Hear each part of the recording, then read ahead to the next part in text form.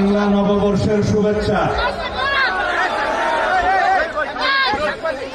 পয়লা বৈশাখের শুভেচ্ছা।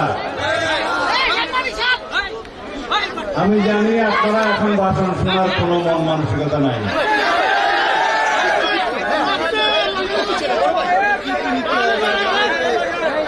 বাংলাদেশে সকল জনগোষ্ঠীর সংগ্রামের মধ্য দিয়ে ছাত্র জনতা শ্রমিক সংস্কৃতিজীবী সকল জনগোষ্ঠীর অংশগ্রহণের মধ্য দিয়ে বাংলাদেশে পৃথিবীর কাছে স্মরণীয় দক্ষিণ এশিয়ার মধ্যে সবচাইতে উল্লেখযোগ্য গণ অভ্যুত্থানের মধ্য দিয়ে ফ্যাসিবাদের পতন হয়েছে। বাংলাদেশ থেকে ফ্যাসিস্ট হাসিনা পালিয়েছে। বাংলাদেশে আওয়ামী লীগের অপরাজনীতির বিলুপ্তি হয়েছে। শেখ হাসিনার রাজনৈতিক মৃত্যু হয়েছে। আওয়ামী লীগ এবং শেখ হাসিনার দাফন হয়েছে দিল্লিতে। আওয়ামী রাজনীতির মৃত্যু ঢাকায়, দাফন হয়েছে দিল্লিতে। আমরা কি এখনো ভারতীয় সংস্কৃতির আগ্রাসন থেকে মুক্ত হয়েছি? মঙ্গল প্রদীপ, মঙ্গল শোভাযাত্রা, মঙ্গল ঘট, মঙ্গল কাব্যের ভাবাদর্শী সংস্কৃতি একটি নির্দিষ্ট জনগোষ্ঠীর ধর্মীয় গোষ্ঠীর সংস্কৃতি হতে পারে। আমরা তাদের সেই সংস্কৃতি পালনে সর্বোচ্চ স্বাধীনতা নিশ্চিত করব, কিন্তু এই ভূখণ্ডের, এই বাংলাদেশের হাজার বছরের আবহমান কালের লালিত যে সংস্কৃতি, পালিত যে সংস্কৃতি, সেই সংস্কৃতির বৃহত্তর জনগোষ্ঠীর সংস্কৃতি, যেই স্বাতন্ত্র্য সংস্কৃতি এবং ধর্মীয় মূল্যবোধের সংস্কৃতি, তাকে বিকৃত এবং বিস্মৃত করতেই মঙ্গল শোভাযাত্রার প্রচলন করেছিল 1996 সাল থেকে আওয়ামী লীগ। বাংলাদেশ জাতীয়তাবাদী দল সারা বাংলাদেশে আজ একদম আড়ম্বরপূর্ণভাবে উপজেলা পর্যায় থেকে জেলা পর্যায়, মহানগর এবং কেন্দ্র পর্যন্ত পয়লা বৈশাখ আমাদের ঐতিহ্যকে ধারণ করে যেভাবে আমরা পালন করছি, একটি মেসেজ জাতির কাছে আমরা দিতে চেয়েছি।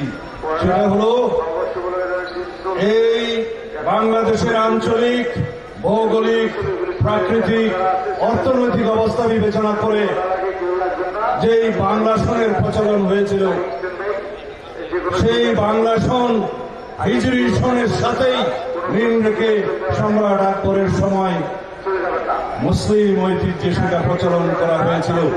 আমি বলতে চাই না এটা একেবারে শুধু মুসলমানদের জন্য অনুসরণীয় কোন সংস্কৃতি।